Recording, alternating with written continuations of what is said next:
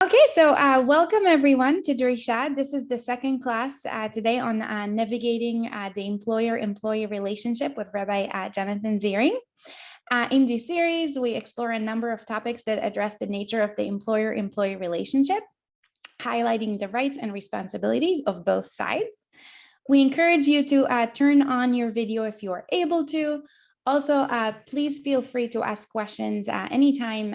Either unmuting is okay, right, Rabbi Ziring, during the class? Yeah, that's fine. It. Okay, perfect. And we'll also save 15 minutes at the end of class for questions, I believe. You can also type your questions in the chat box here on Zoom or as a comment on Facebook if you're watching us live today. Welcome as well. And with that, I'll turn this to you, Rabbi Ziring. Okay, great. Thank you, Evie. So just before we jump into the topic, I promised I would do this last week. So at the top of the source sheets, I put several resources. Some are local to this class, and some are for this course more generally. So I put here David Schnall's book, By the Sweat of Your Brow: Reflections on Work and Workplace in Classical Jewish Thought. We'll see in this particular one, I put a few articles, but also more broadly, if you really want to delve into some of these topics, there's here Dinei Avodah B'Mishpat Ivri by Shalom Warhaftig.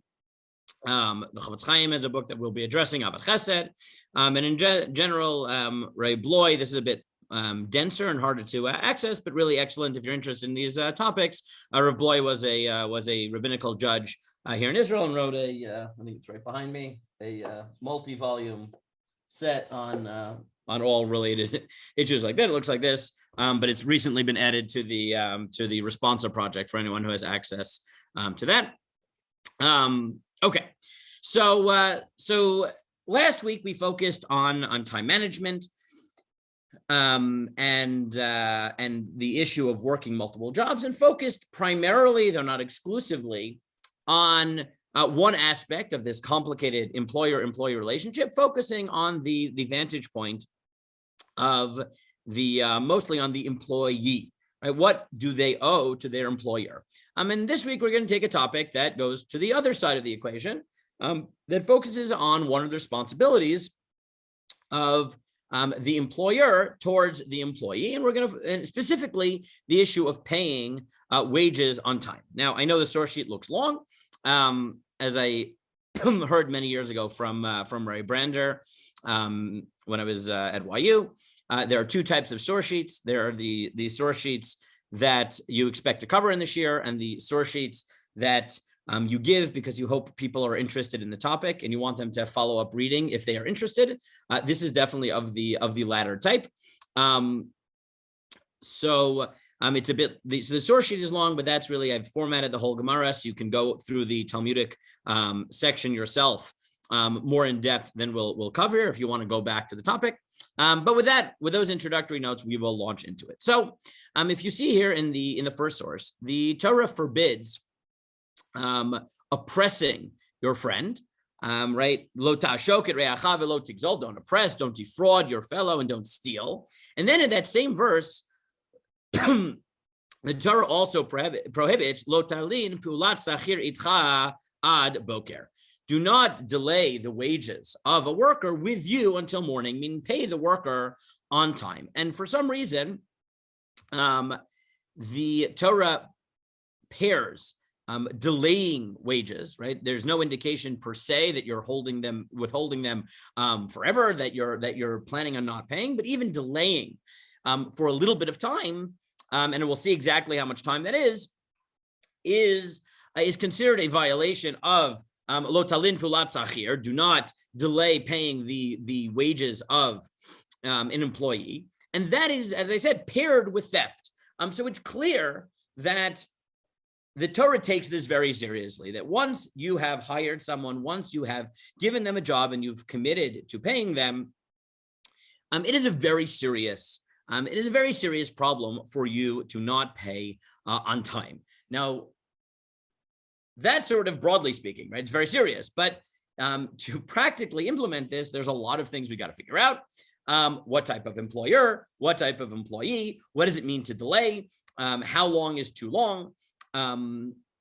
the simple case here is you can't hold the wages with you until morning, which implies some sort of relationship where you're supposed to pay, as we'll see, on the same day.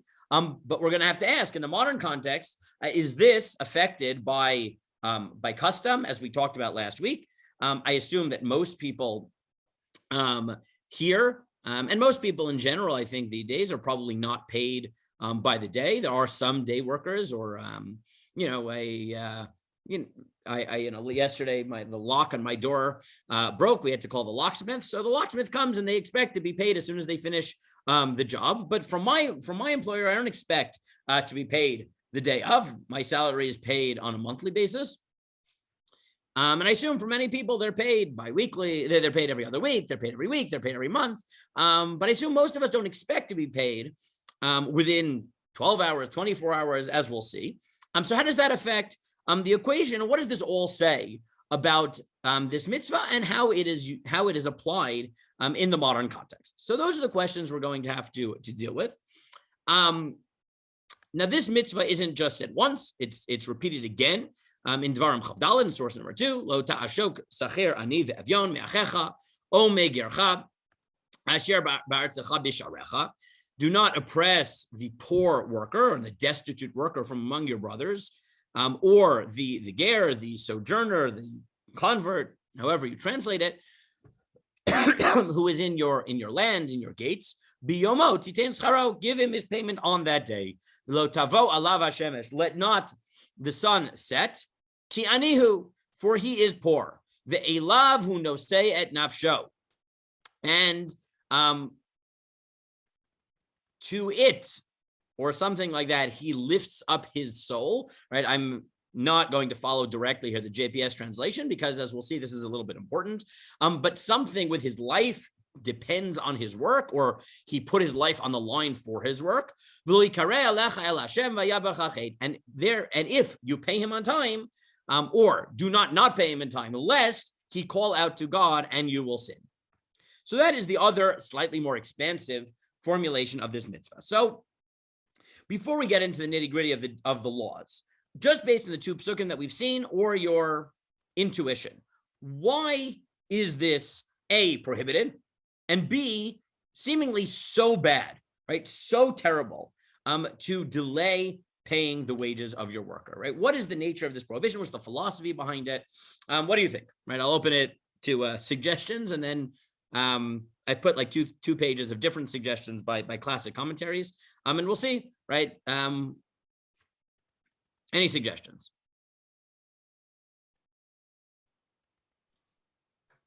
Well, not to pay is stealing, and to delay it, you're hurting the other person that is depending upon it. If you tend to pay it, but they're supposed to get it on a certain day, and they don't get it, then they can't pay their expenses. They may starve because maybe they're that dependent on it. So. Okay, so Diane says, I think if I understand you right, says 2 different things, right? The first, building really on the first source that we saw, is like, look, you made a deal. You said you were going to pay by the end of the day. If you don't, it's stealing. You might pay later, right? But you owe right now. And the fact that you're not paying right now is some sort of stealing. Don't try to, right? This is not so complicated. You don't have to explain why this is unique. You made a deal. You're not living up to it, right? You are stealing. That was point 1. The second point was, in addition, right? In addition to, let's say, the general problem of not living up to your commitments, there is something unique going on here. So Diane suggests that, well, your worker needs the money. And if you don't pay, it's more than just, it's not just stealing, it's also that, but you are preventing them from buying food for that day, from paying their rent, from, I don't know, they might have to take out a loan to cover things, right? All those things. Now, before I turn to, I saw a hand raised, I think it was Beth, right? Let me see where the hand raises go. But before I go to Beth, it's Beth. I just want to push Diane for one more second. What in the psukim, what in the verses hint to you that second part is true? I think it's right, but there's what indicates in the verses that it's not just stealing, that there's something unique going on here. It's in Devarim right there. Right, exactly, right? Is the pasuk in Dvarim, right? You don't get so much in the one in Vayikra, but the one in Dvarim, which says, because he's poor, because Elavu noseyet nafsho, he, something like his life depends on it, right? You could read that as, listen, it's also that most day workers, and we'll see commentaries who will make this explicit, most or many day workers were poor, right? I mean, part of the reason that salaried workers get paid, the month, and it's not such a big deal. And like in Israel, I don't even remember what it's like, what the laws are in America. In Israel, you, by law, you have like a grace period. I think you have to pay by the 9th or something like that, unless you make a deal. Otherwise, 9th of the next month. The reason is because most people, the assumption is you're not living hand to mouth in that way, right? You're not living that, if I don't get it on the 3rd, so then, right, what'll happen, right? Maybe, if really your bank account is maxed out, at least in Israel, overdraft is like, they don't care at all, right? As long as, right, you can go into overdraft for a few days, right? Nobody cares, right? You have like an automatic, it's one of those things you get used to when you come from America. Like I went to the bank once to ask them to extend the max on my credit card, not because I needed to pay it, but because there's these weird things with the credit card here that even if you pay in installments, your credit card needs to, in theory, be able to pay the whole payment in one shot for the payment to go through it all. But they didn't understand what I was talking about. They thought that I wanted to open a line of credit to go into overdraft for that entire amount. I'm like, no, I have the money, right? It's just my credit card literally won't go through. Right here, they don't care. So, even if you go into overdraft, you'll be able to pay your bills for at least a few months until the bank says, okay, it's been too long. But in the time of, the psukim, that was probably not the case. The people really, really needed the food right now. And so they needed payment. Okay. Wait, Beth, did you put your hand down? I'm not sure if this hand thing works. And I see Deborah also has her hand up. Somebody else put my hand down. Yeah, Beth, okay, that was me. Go ahead. Okay, so Beth and then Deborah. I have a question and a comment. First of all, I have maybe it's the same thing. The question and the comment are the same thing.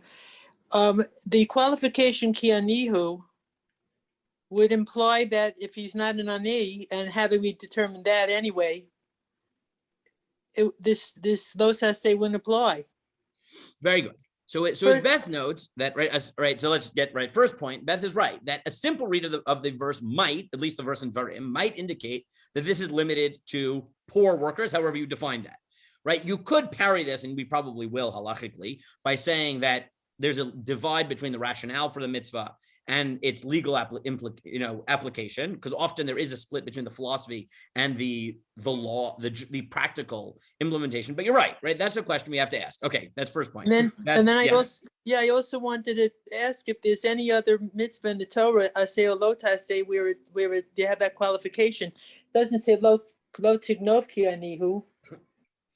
Right, and Beth is right 100%. That what's striking about it is that the Torah seems to draw attention to this, meaning we don't say don't steal because he's poor. We do sort of see this in other cases, which are on this borderline of stealing. So, for example, we do see something like that in the context of lending with interest, right? Where, again, halachically, we assume that the prohibition, my phone is too loud here, that the prohibition applies even to rich people. But the Torah does seem to say that fundamentally, the reason you're supposed to lend money without interest is because the average person borrowing money is poor. And that also, the Gemara says, lending with interest is a type of theft. It's not quite theft, but it's a subsidiary of theft. So there are other cases where we actually see this, in specifically the way that Beth says it, right? Where there's like this, right, weird implication that this is not quite theft. It's theft because you're dealing with a poor person. Okay, Deborah, and I also have a comment here from Ilana. So I'll take Deborah first, then then Ilana. Okay, Deborah. So I wanted to, and it seems to me that most of the time the person paying the employees has more money, whatever it is, in relative terms, than the amount of money that they're paying the employee. And I think there's a danger that you'll say, it's just $50. Who cares about $50? It doesn't matter, because from your perspective, it's a very small amount of money. But I think the Torah is telling us to keep in mind that from the perspective of the employee, it's an enormous amount of money. And because of the difference, because the money is much more important to the person receiving it than to the person giving it, there's a danger that the person giving it won't take it seriously enough. Okay, good. So Deborah, and we'll see that certain Mefarshim make this point very similar to the way Deborah's making it, that maybe the ani, not like the way Beth is saying it, that it's limited to only poor people, right? That would be one way of reading it. Deborah's saying maybe it's not limited only to poor people, but it's recognizing a reality in which, on a relative scale, most employees are not as wealthy and not as well off as their employer. And therefore, the word ani, the word poor, is coming to remind the employer that, listen, you may not think this is a lot of money, because to you it's not, right? To you, if you have the $50 in your wallet today, right? If you deduct the $50 from your wallet today or tomorrow, it doesn't make a difference. So you might forget about it, but that person is not going to forget about it because $50 is a lot, right? Now, you might want to ask, as people do by the case of interest, what happens when that's not the reality, right? So like an interest, right? Many of the poskim said, what about where you have a bond, right? So you're the big guy, as it were, right? The bank is being lent the money at interest, right? So here, by forbidding interest, you're protecting the wealthier, right? The government, the bank, right? Does that change the equation where it's clearly a different dynamic? And sometimes you have this with employer and employee also, right? Like, at least here, this is a very sort of a cultural divide between North America and Israel. But in Israel, at least, blue collar workers, as they would call them, tend to make a lot more money than the average white collar worker, right? Like plumbers and electricians and people like that make a fortune here. It's just the way things are. So it's really the opposite, right? It's like when my plumber comes in, I know that his salary is probably triple mine. And how does that change the equation where he really can handle it in a way that maybe I can't? Okay, now let me just look at the comments.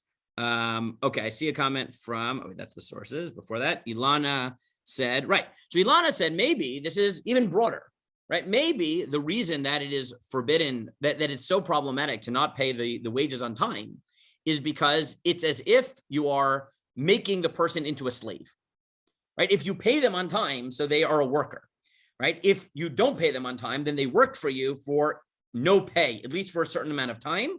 And at least they are now, right? So there's something sort of, I don't know what you want to call it, theologically, philosophically, broadly speaking, you are relating to them as a slave rather than as an employee. And that's a problem, which is very interesting, right? That maybe it's more about your perspective, right? Meaning yours being the employer's perspective.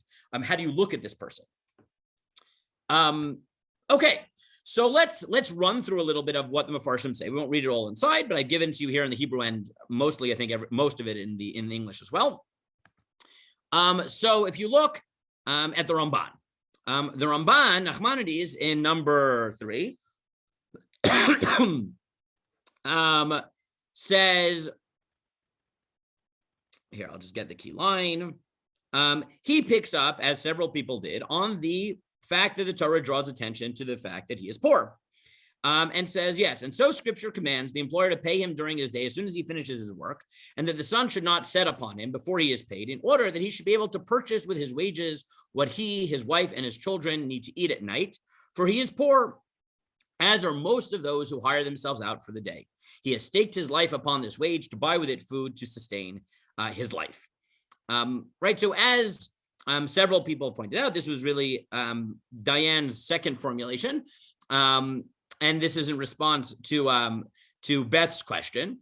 So to respond to Beth's question, the Ramban says it's not limited only to poor people, right? It says poor because that was the norm, right? Day workers were poorer than other people in society, so it doesn't legally limit it to poor people. But as Diane said, the reason that this is a different prohibition, and it's not just theft, it's not mere theft, is because there's this added level that here is this person who's poor, but he doesn't expect handouts. He doesn't expect, he or she doesn't expect handouts, doesn't expect, someone to take care of them for nothing. they work hard and they expect to be able to feed their family at the end of the day. And now you've frustrated that in such an unfair way. And that seems to be worse than mere theft, right? That's the Ramban. The Bechor Shor says, and this was Diane's first formulation, that no, this is theft, but maybe it's like super theft. And he says, Shomer lo, he says to him, Ashalem lecha chamisha yamim, I'll pay you in 5 days. Ein lecha gezel gadol mizeh. This is theft, not quasi-theft. It's theft on steroids. She'ein lo malechol, right? If you steal, stealing's always wrong. But if you steal from a rich person, okay, you stole his, I don't know, his Rolex, his third iPhone, right? I mean, it's bad. Don't get me wrong. It's bad, right? But he's not going to starve. But here, even without stealing, like taking something out of his pocket, you have now prevented him from eating. Right? His life depended on it. And then he gets into a technicality. The chinuch in number 5 adds another element. And he says, again, he also highlights the fact that every wage worker needs his wage for his sustenance. Therefore, it's not fitting to delay his sustenance. As it says, for he is needy and it urgently depends on it. But then he further says, and this is a little bit different than Ilana, but it does focus on the employer's perspective on life in general. He also says, God and his commandments commanded us to train ourselves in the traits of mercy and kindness, and that we should bring the required portion to every creature in his time, in order that we merit and receive his goodness, as he is the one who desires to do good, as I've written many times. Right? So the chinuch adds, part of it is that it's an attitude problem, right? Your worker is someone you're supposed to take care of, and here you are, and you're not sensitive to what they need, right? And that is, and the perspective, in addition to what you're actually doing, it belies a certain perspective that's very problematic. The Orach Chaim in number 6. And this goes to what Deborah said, though from a slightly different perspective, because it's not just the fact that he's poor. The Orach Chaim picks up on the fact that he calls the worker re'echa, your friend. And the Orach Chaim says that the reason the Torah describes the injured party as re'ah, a colleague or friend, is to warn us not to presume on the other party's friendship towards us to shortchange them what is due to them. One must not play loose with a friend's money because he is one's friend, and presumably will not voice his objection for the sake of preserving the friendship. And the Orach Chaim says the reason you have to tell us this. Now, I would have said it differently. I would have gone more in the direction of Deborah, but right, what he says is that part of the issue here is the perspective, is that you might not realize what you're doing is wrong. Why? Because he's your friend. He's not going to say anything. Without him saying anything, you won't notice. Now, I might have reformulated the way Deborah did, which was, it's not just that he's your friend, right? He might be your friend, but that he's someone you have a relationship with, but you hold the power, usually. And therefore, you don't really understand, right, their situation, and they may not say anything. And therefore, the Torah has to be their advocate and say, listen, it is a big deal. You may not realize it's a big deal. They may not want to say anything, either because they're your friend or because, they're afraid you won't hire them in the future, right? So the Torah has to advocate for the worker. The Shalah in number 7 adds a more broad sort of theological approach that you are undermining God, right? God wants people to, right, supports every being in the universe in the proper time. And God wanted your worker to be able to put food on his table because you paid him for the job he did. That was how God arranged things on Rosh Hashanah.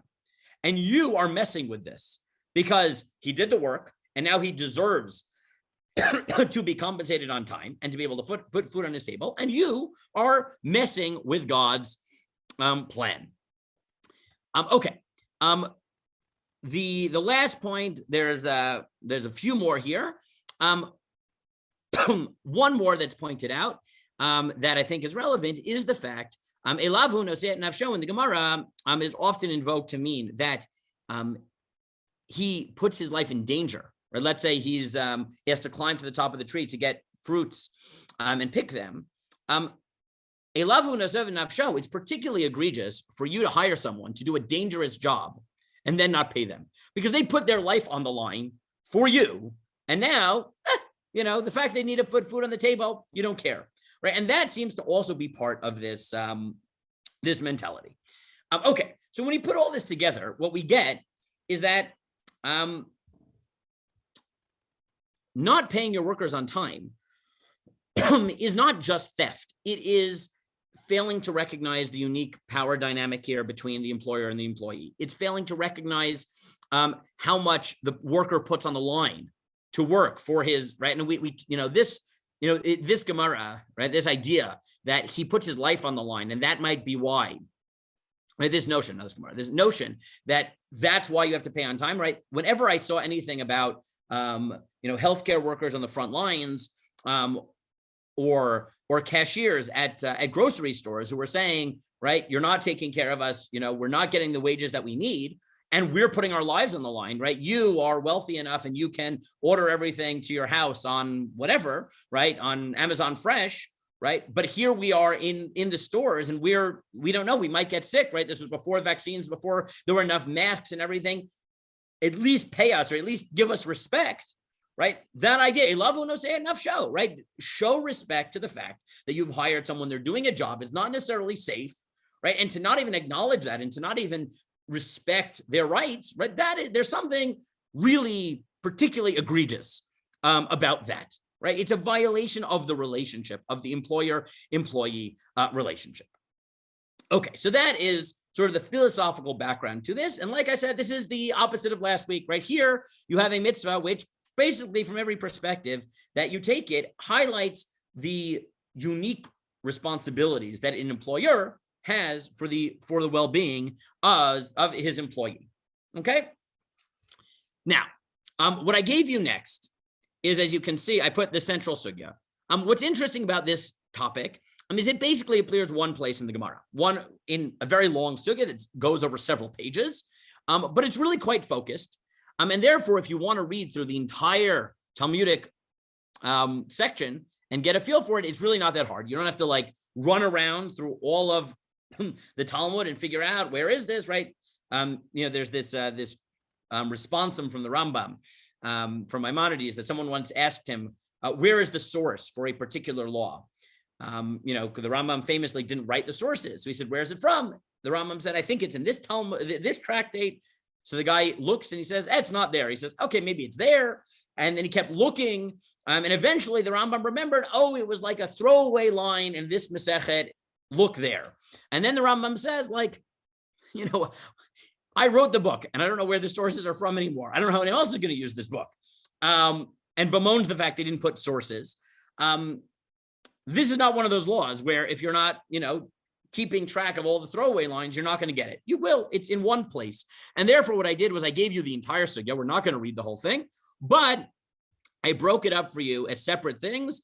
All the topics you can see with subheadings of all the different issues. So if at any point you want to go to the Gemara and see different issues, it's there for you. Okay. So I just broke it up for you with the translation from the Koren Talmud. But we're going to try to get some of the basic issues in the half hour that we have left.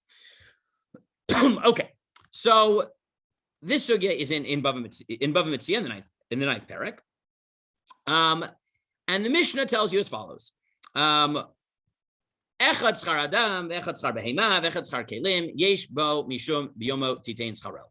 This prohibition applies whether you're hiring a person, you're renting an animal, or you're renting utensils. It has both of these prohibitions. But then the Mishnah puts a very severe limitation on it. Bisman shetivao, when he claims it. Lo tivao, if he doesn't ask for his money, eino veralav, he doesn't violate. Himcheu etzel chenvani o etzel shulchani, if you deposit the money by a third party, also eino veralav, you no longer violate. Sachir bismano nishba. I'm going to leave this aside, and it gets into some of the issues of swearing and how do you prove things. Okay, So now let's run through a few of the topics that the Talmud brings up, because some of them are very surprising. So first of all, as we noted, the verses emphasizes pay on that day. So what exactly is the time frame? So the Mishnah says that a day laborer collects his wages from his employer all night following his work shift.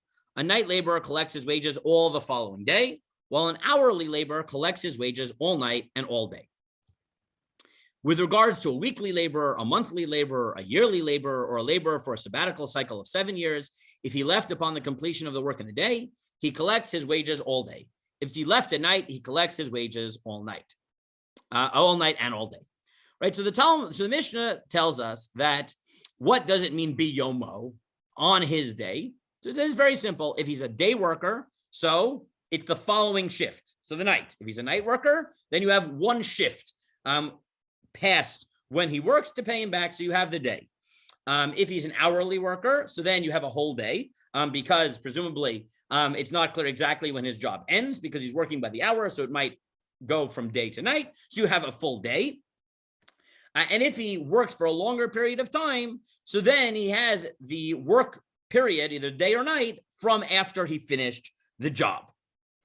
And how do we know this? The Talmud says, the sages taught, from where is it derived concerning a day laborer that he collects his wages all night? The verse states, the wages of a hired laborer shall not remain with you all night until the morning. And skipping down, and from where is it derived concerning a night laborer that he collects his wages all day? As it is stated, on the same day you shall give him his wages. But why not say the opposite, i.e. that a night laborer may be paid all night while a day laborer receives his wages all day?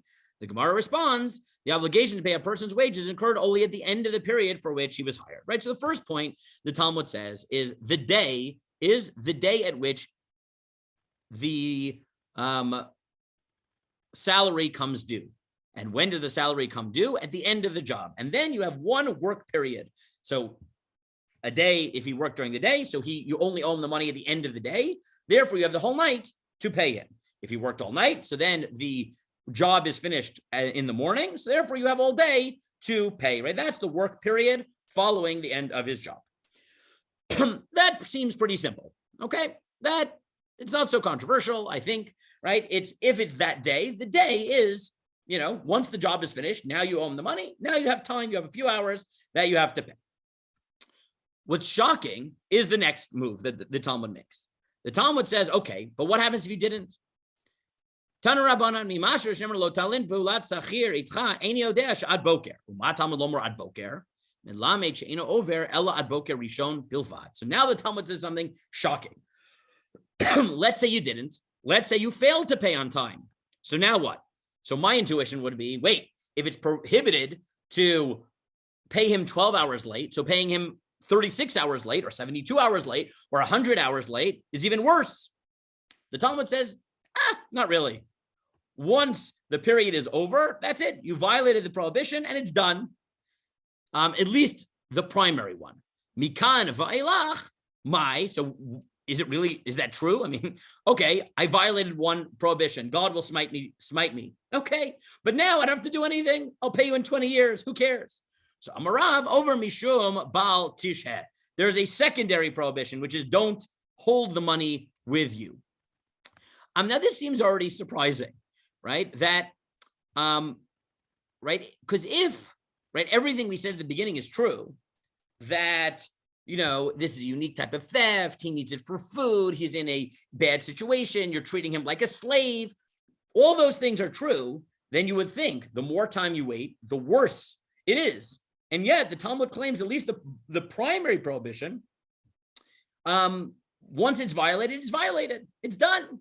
Okay, you shouldn't have done it. Now that already indicates that something weird is going on here. Then in probably the most shocking of all the laws, the Talmud says this, and it's very disturbing. And everyone tries to figure out how this could possibly be true. And that is what happens if you hire him indirectly? So the Talmud says as follows: if you tell someone else, please go hire me workers, Shnehen ein ovrin mishum bal talin. Nobody possibly violates the prohibition of delaying payment. Lefi shalos zeh lefi shalos charan The employer doesn't violate because he didn't hire them. And the manager, let's call him, does not violate because they're not his workers. And therefore, nobody violates. That's it. Nobody violates. Now that is very, very, very disturbing, right? That's very odd, right? Because if you take this, I mean, what does that mean? Meaning, so you're telling me that, I don't know, not to pick on anyone. I don't, I have no reason to believe that any of these people don't pay on time, but I don't know. Take whatever billionaire CEO you want to take. Okay. Jeff Bezos, Elon Musk, Bill Gates, I don't care. Right. So they don't hire all the factory workers themselves. They, their managers do it, whatever. Right. So are you telling me, so Amazon can never violate Baltalin? I mean, that seems quite extreme. Right. And even if you'll say, okay, their manager is their boss, right? He signs their checks. Okay. So if they hired a consulting company to be their go-between, so then no one can violate Baltalin, right? That's the solution. You don't want to pay your workers on time. So hire a consultant, hire whatever, right? It's like the people who hire outside companies to fire their workers. But it's not my fault. I hired someone to fire. I don't have to deal with the fallout, right? This seems very, very odd, right? Because we talked for half an hour about the philosophy of this mitzvah, of why it's so important for the employer to respect the employee's sacrifice and his need. And here we come and say, yeah, but first halacha, if you miss the payment date, so at this point, the primary prohibition, you don't violate again. And you know what? You want to get out of this whole thing. So hire someone else to hire your workers. Then it's all okay. So what could this possibly mean? Okay, so because we don't have all the time in the world, I want to at least focus on this issue, because I think this issue really does force us to ask, what is the Torah thinking in this prohibition? Now, I'll just run through, and you'll see here in D, you have the discussion about day workers versus night workers. So if you want to look into the details of how that works out, look there. In E, the Talmud just highlights this is really, really bad. And the Talmud argues that if you do violate it, you violate 5 different prohibitions. Don't steal, don't oppress a hired laborer who's poor, don't delay payment. On the same day, you shall give wages, and the sun shall not set upon him, right? So the Talmud views this as 5 separate prohibitions. So the Talmud definitely thinks that when you do violate it, it's very bad. Section F focuses on the issue of claiming, right? The importance of claiming. In G, the Talmud proves that even if at some level, it's worse when you don't pay the poor person, and this was Beth's point before, that you still do violate with a rich person. And the Gemara goes through the proofs for that. In H, the Talmud brings up what we mentioned already before, this idea that part of why it's so bad to withhold wages is that much of the time work was dangerous. And therefore, by not paying him, you're not respecting the danger he went through. In I, you get the source for the claiming requirement. And then the Gemara in J, and this is very important practically, so maybe we'll just look at this for a second before I get back to the messenger issue, notes that this only applies to a wage worker, but not a contractor, because again, the Gemara gets through a bit of a conceptualization here, but the Gemara assumes that, at least according to one view in the Talmud, when you hire someone to, let's say, you hire a tailor. So the tailor is not really working for you. The tailor is selling you the final product. And therefore, it's not really a wage until, right, you're buying the finished product from them. And even if you gave them the material, by improving the material and turning the silk into a fancy whatever, that silk garment now became the tailor's, and therefore they are more of a seller than an employee. So at least according to that position, the laws might be different. And then if you continue in the Talmud gets to the question of how does a employer prove an employee prove that they weren't paid in a case where things are unclear. Okay, so those are the issues that we have. But like I said, I at least want to touch on this messenger requirement because, I think when you look at the law, you look through the Talmud, you see that it has 5 prohibitions. It highlights that he's risking his life and he has no food. This really is very serious, right? The Talmud, the verses really do emphasize that the employer has such a significant obligation to his employee. And then the Talmud turns around in a shocking moment and says, yeah, unless you hire that employee through a messenger, right? You don't want to worry about this violation? No problem, right? Get a manager, get a consultant, get a go-between, get your agent. As long as you have an agent, so what? So now get around to pay them when you want, but there is no prohibition.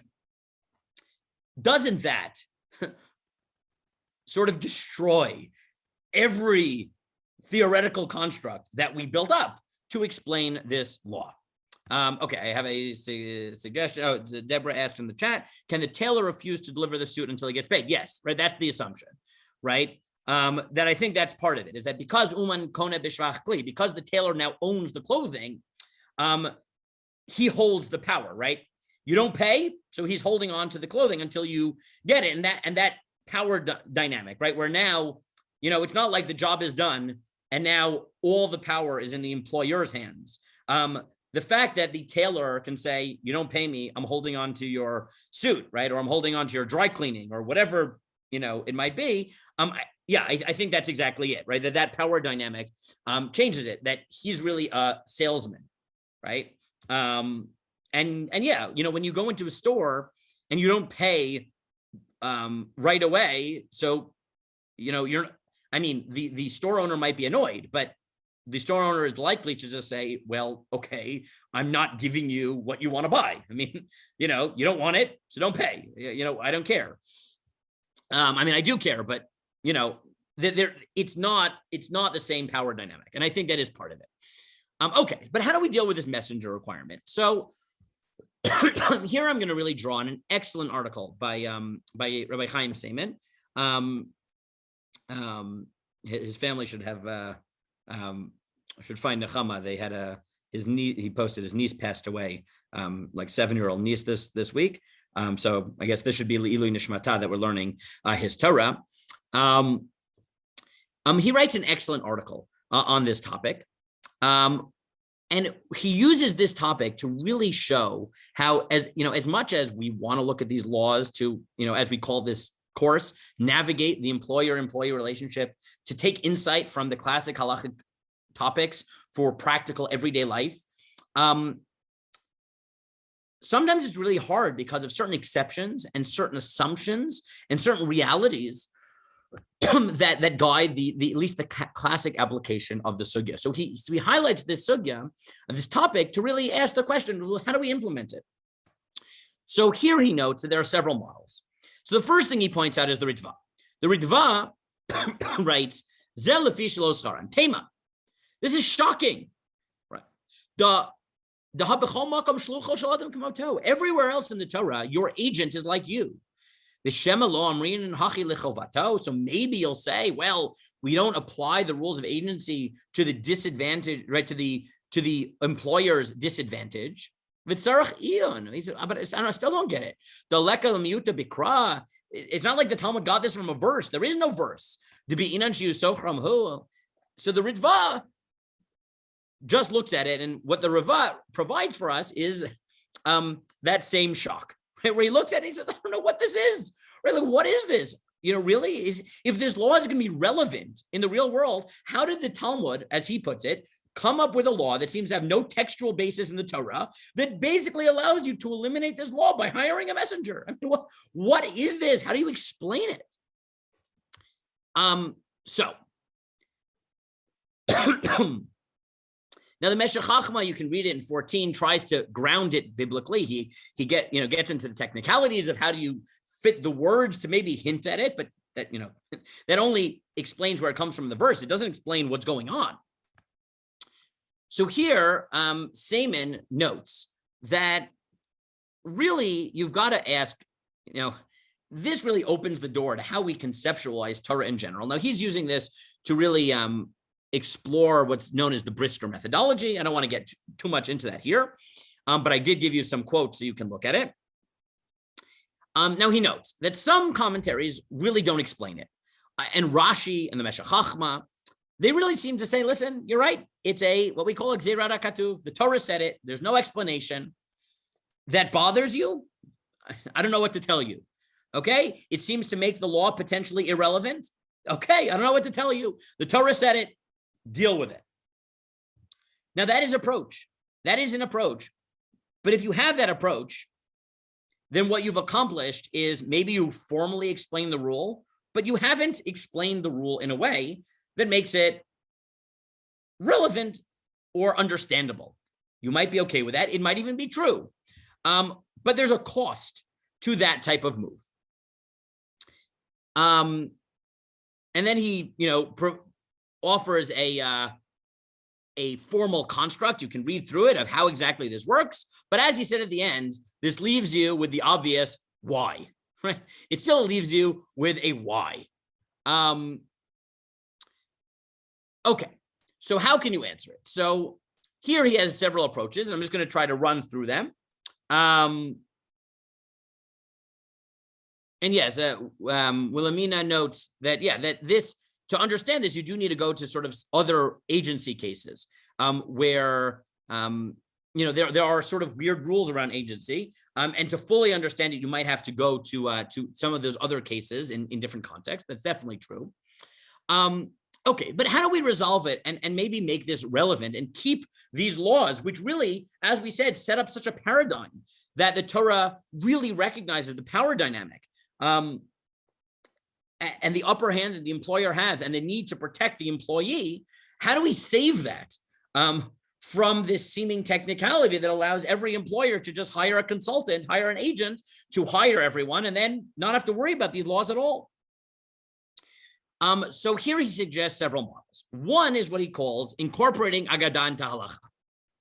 One is to say, listen, you're right. Technically, this is a way out. But the Torah system is broader than just what I can technically get away with by following the letter of the law. And if you incorporate the Agadah or the broader principles, then it could be that, yes, maybe on a technicality, you didn't violate this law if you hired your employee through an agent. But let's be honest, you missed the spirit of the law, and that means something. And for this, he points to the Zohar. And the Zohar writes that the wages of a hired man shall not remain with you until the morning. Come and see. One who withholds the wages of a poor man, it is as if he takes his life and the life of his entire household. Just as the employer diminishes the worker's soul, so too God diminishes the employer's days and cuts off his soul from the next world. For all the breaths which issue from the poor man's mouth, the breaths of the entire day, ascend and stand before the Almighty. And the worker's soul and the souls of the entire household ascend and stand in those breaths. Thus, even if length of days and many blessings had been decreed for that man, they're all withdrawn. Thus, even if length, okay, I copied that. Okay. So the Zohar, he notes, expands the value here, right? That the worker's family depends on this, and that the cries of the worker are going to have metaphysical form and go up to God. Now, he notes that certain poskim, right, sort of incorporated this idea that it's clearly important, and so many people's lives depend on this. So you can't get out of it with a technicality, while not denying that the technicality exists. So his model here is the Shulchan Aruch Harav, the first Lubavitcher Rebbe, who writes that the greatest of the sages were accustomed to hire workers via an agent in order that they not come to violate the halana prohibition if they are occupied and no opportunity to make payment during the required time period. Nevertheless, if the owner can pay the worker on time, this is preferred, and he should not rely on the condition, for he is poor and he has set his heart on it. Right? So model one is to say, listen, there's the letter of the law and there's the spirit of the law. The letter of the law, you're right, it exists. I don't know why, but it exists. But it's so against the spirit of the law. And therefore, the compromise that the Shulchan Aruch Harav came up with was, if you want, hire your employee through an agent so that if you forget to pay, you won't violate the technical prohibition. But don't do it because that's wrong, right? Because that's not what the Torah wanted. It's clearly a loophole. I don't understand the loophole. It exists. I can't deny that, but, don't use it. So that's one model, is to say that we don't just look at this law as a law, but we look at it as an expression of a value. And therefore, even when the law doesn't apply, and even if you can get around it, everything we talked about in the first 20 minutes about the philosophy of this and recognizing the power dynamic and recognizing how the employee and his family depend on the salary, take that into account, take it seriously, even if you can escape the technical legal problem. So that's one approach. The second approach is what he calls the reasonable standard model. And this he bases on the Tosafot Rid. I'm skipping around a little bit. The Tosafot Rid says, nah, it's very simple.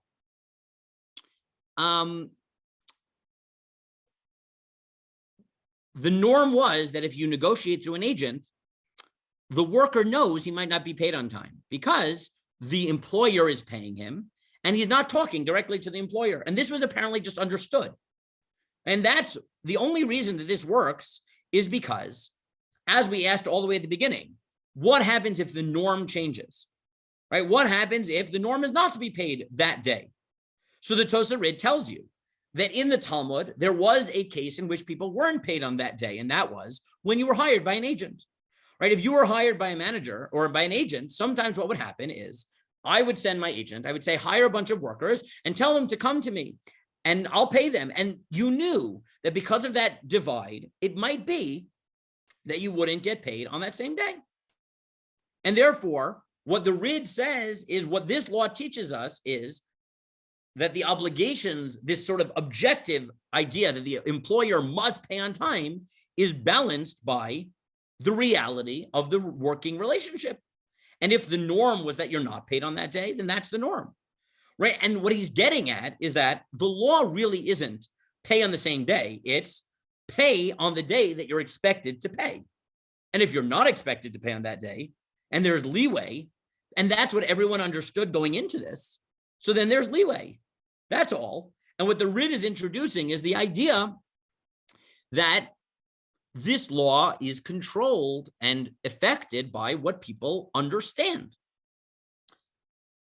Now, not every modern posek accepted this, and I gave you here a discussion by Rav Vosner and Shevet Halevi.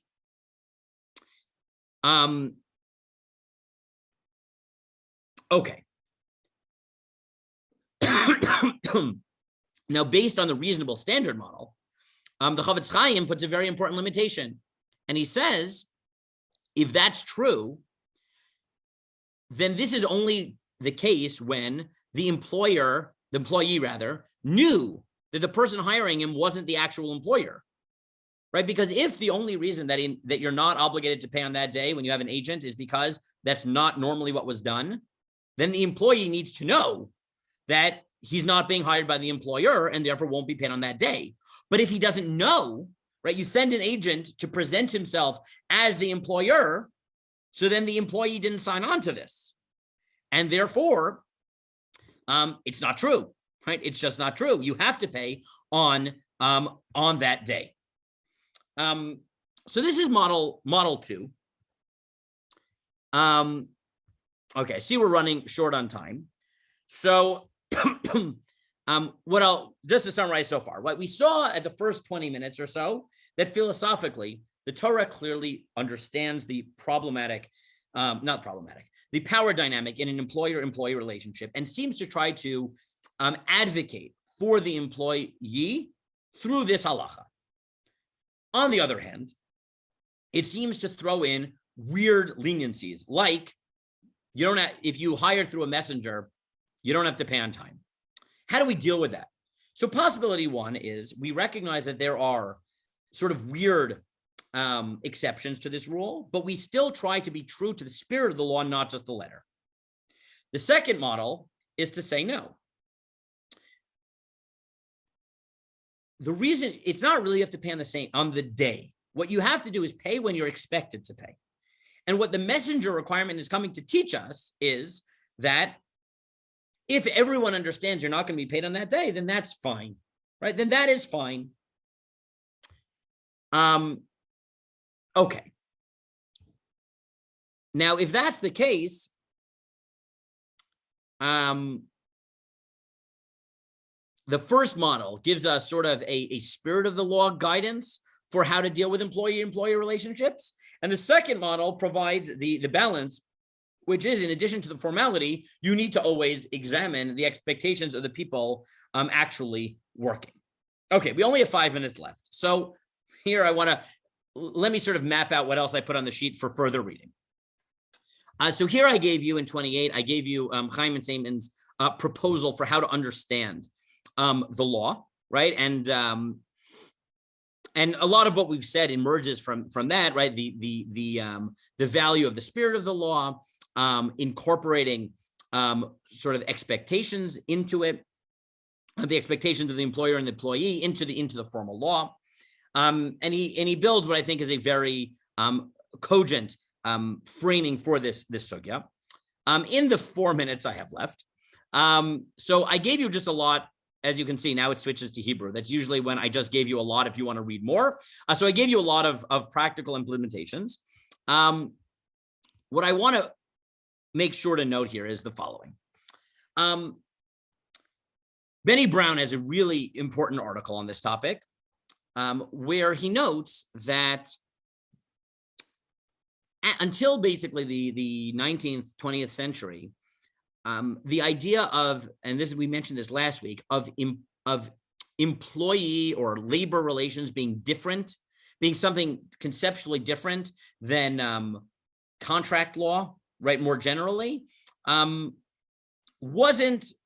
just didn't really exist as a separate discipline. But then with the Industrial Revolution and all the sort of systematic philosophies about economics and employer-employee relationships, whether it be Adam Smith or Karl Marx or anybody else, the world was really thinking about employment as a unique category.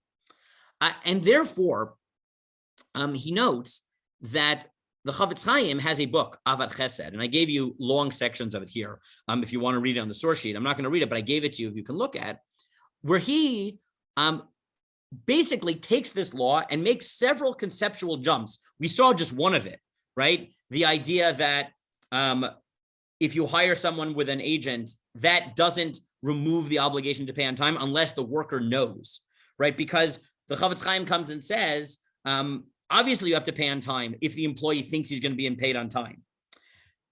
Brown notes that the Chavetz Chaim makes many moves like this and writes basically half of a book. Right, he has a book called Avad Chesed, 50% of which is on this halacha. And throughout that book, he makes a lot of conceptual jumps that increase the rights and strengthen the rights of the employee. And what Brown argues is that a careful read of the Chavetz Chaim shows that he took this law and basically either teased out positions or expanded positions to construct an entire theory of employment in halacha that protects workers. And it's not it's not inauthentic, it's just that it is definitely novel, and the presentation is novel.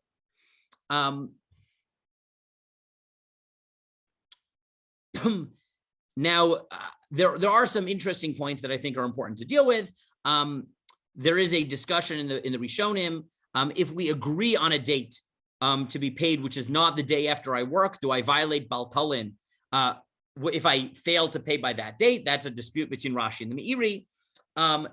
The commentaries, I gave you just a little bit of a summary here, get into the question of, after everything we've talked about, is this really a purely monetary law, or does the theological talk show you that this is also a ritual law? What exactly is the impact of explicit conditions by the employee or the employer that I won't pay you for a certain number of days? Most authorities assume that that's fine because these laws are affected by what the employer and the employee worked out between themselves. The Zohar might not believe in this. there's a fascinating discussion in the poskim about people in kollel. Because kollel traditionally is not conceptualized as payment, it's called schar batala, right? We pay the people in kollel to not do something else and then expect them to learn all day. So the poskim get into the question, so can a Rosh Yeshiva not pay his kollel guys on time? Or because they're formally not working for you? Or do you look at the spirit of the law and say, yeah, but the point of the law is if you owe someone money by a certain date so he can feed his family, the starving kollel guy goes in that category. So that's an interesting sort of modern iteration. The poskim have interesting discussions about checks, right? Where I give a check, but they can't necessarily clear it today, right? Or a post-dated check, right? How does that play into it? And obviously, as in many areas of halacha, you have to ask questions about corporations that complicate it because they might not have halakhic personhood. All those questions are fascinating. And as you see here in number 35, I gave you the entire section of the Pitchei Choshen with some key footnotes that I picked out if you want to look through some of the more complicated practical issues that come up in modern halacha. So there is the reading material if you are interested in following up on the topic. But I'm only 1 minute over time to get my main points across, which again is to summarize that this law clearly shows the sort of complement of last week, which is how much the Torah does try to advocate for the employee. We also saw through the analysis of the messenger requirement, one, the possibility of not just settling for the details of the law, but recognizing the spirit of the law and allowing that to guide us as we construct a halakhic ethic of employment. Two, from the RID, the idea that there's a reasonable standard model that you can negotiate things, and in addition to the letter of the law, the actual expectations of the people working and hiring are relevant. And we made Benny Brown's point, which is that it isn't just that I'm suggesting in theory this can act as an important topic to sort of build in a halakhic theory of employment. But if you read Brown's article, and again, I put the reference at the top of the page, and it's available on academia.edu, so you can read it there in its entirety. The Chavetz Chaim seems to actually have done that, to construct an entire theory of employment law as a separate discipline out of this halacha. And therefore, this really is a great place to balance what we talked about last week, where again, last week we talked about how much halacha expects from employees. This week, we see that the Torah expects also a lot, either legally and definitely morally, from the employer, especially recognizing the power dynamic that goes on and the disadvantage that the employee is often at. Okay, I'm 3 minutes over time, but I will stay for questions. And that is at least the opening of this topic.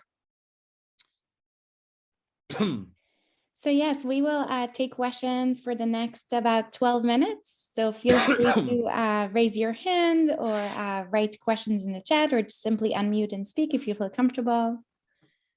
Next week's topic. Okay, next week's topic. So if the first week we dealt with the obligations of the employee, this week we talked about the employer. Next week, following the concept, we're going to talk about how those are balanced. And we're going to talk about two topics, hopefully quickly, is labor unions and a related topic, which is striking, right? So really is, how does halacha view the mechanisms by which employees shift the balance of power a little bit more in their direction, right? So that's the question that we're moving, right? That's sort of the thought process here, right? So 1 week on a topic that typifies the employee relationship, 1 week that it typifies the employer relationship, and then the case of halacha's recognition or lack thereof of unions and striking. How does halacha allow employers and employees to sort of leverage their respective power against each other? So that's next week's topic. Okay. Yes. Any other questions besides for next week's topic? The other topics again, the concept for the class was, again, employer, employee, somehow balancing power. 1 week at the moment is least on plan to be on whistleblowing. And right, sort of the moral responsibilities of employees in a problematic context. 1 week on how do you deal with unethical bosses, employers, employees, something like that. So it's sort of 2 weeks on those topics of how do you deal with problematic work relations. And I don't remember I have to look. I gave Rabbi Zucker 10 or 11 topics and we picked a few. So I have to remember which ones we actually decided on in the end. Okay. Any other questions on this week on general issues? Someone last week, but I don't see her, Lisa, had asked about minimum wage. I still don't think we're going to get to it, but I will send out articles on it. Last week, I'd mentioned that minimum wage doesn't seem to exist in halacha in a classic sense, but that doesn't stop the fact that Aaron Levine basically agrees with my point. Rabbi Dr. Aaron Levine agrees with the point, but does try to construct a halakhic ethic around a minimum wage. And Rabbi Clapper was kind enough to send me 2 relevant sources from Rav Henkin and from Rav Hershenson as well on the topic. So I can send out a link to his share as well on some of the broader issues if people want. Okay, there's another question here in the chat. 1 second.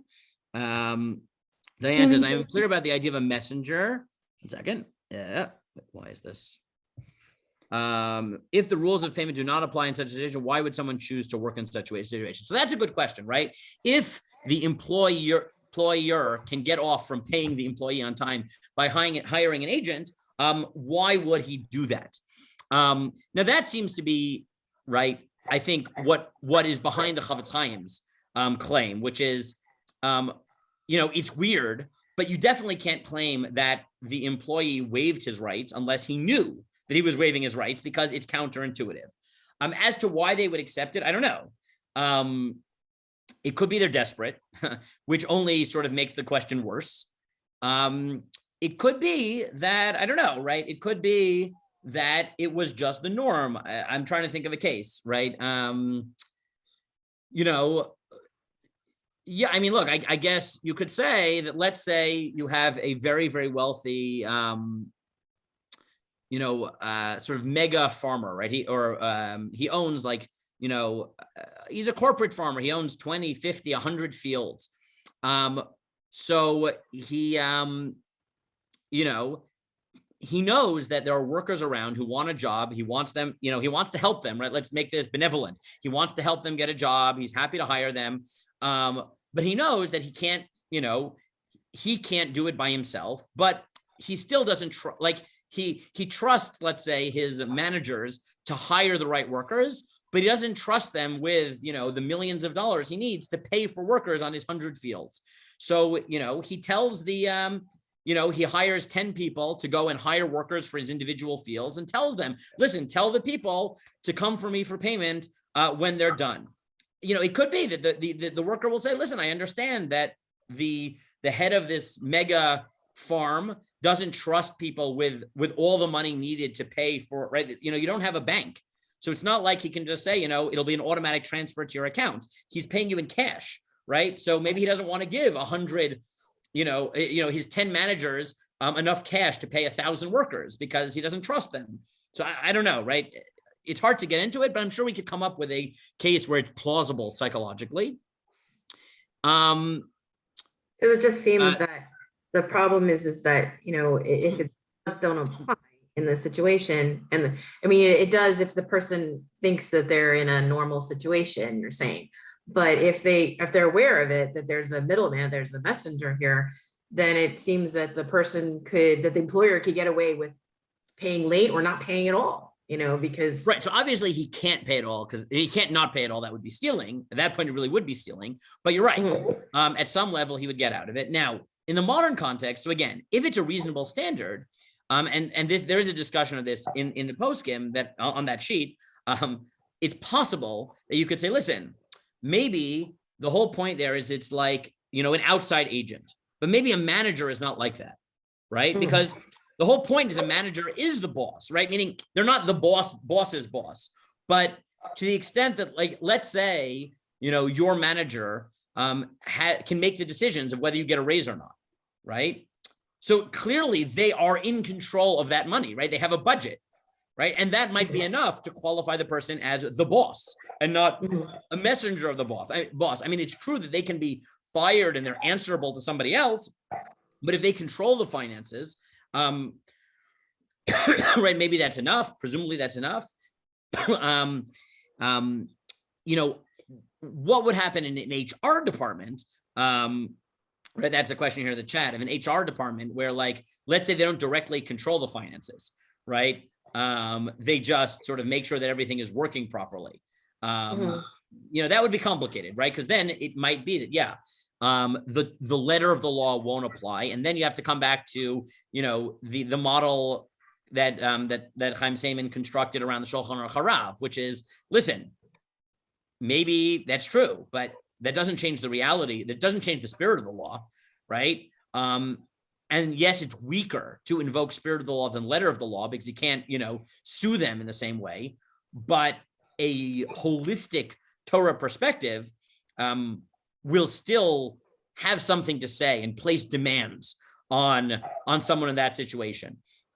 Maybe that's not enough, but at least it's the beginning of an approach. Okay, I think that was.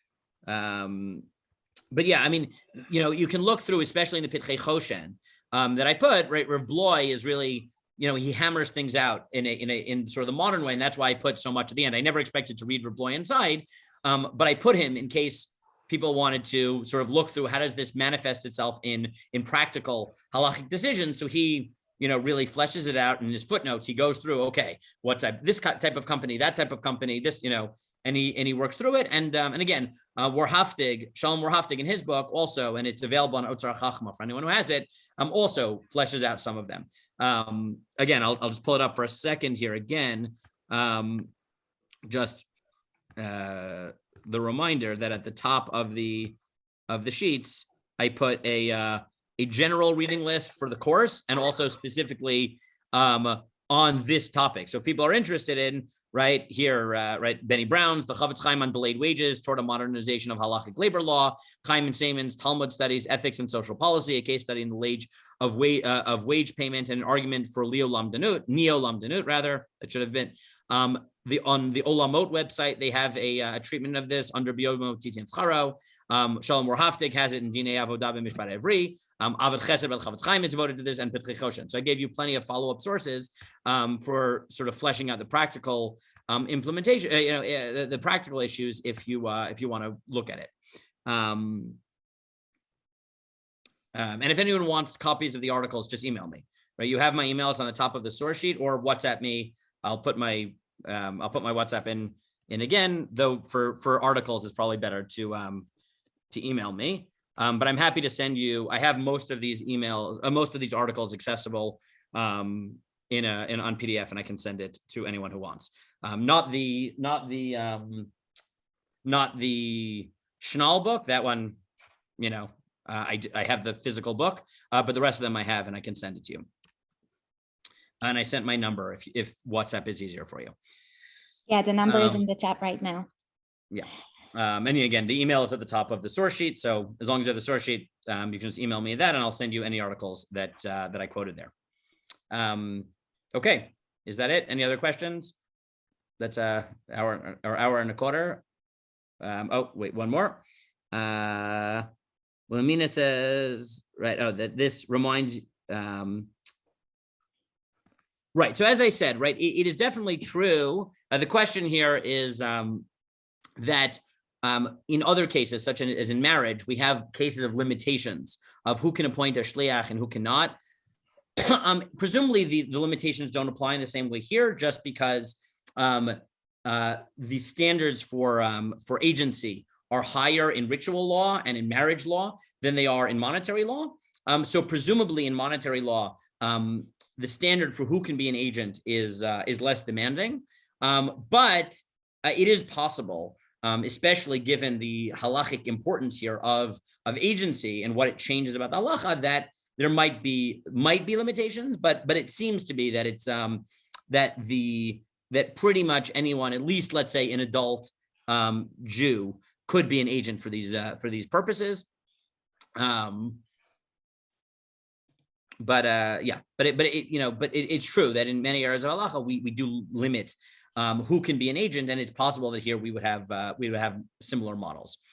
Okay, that's 9:15. So I guess let's call it a stop for tonight. Thank you as usual, Evie, and thanks to everyone for coming. And I look forward to learning with you next week.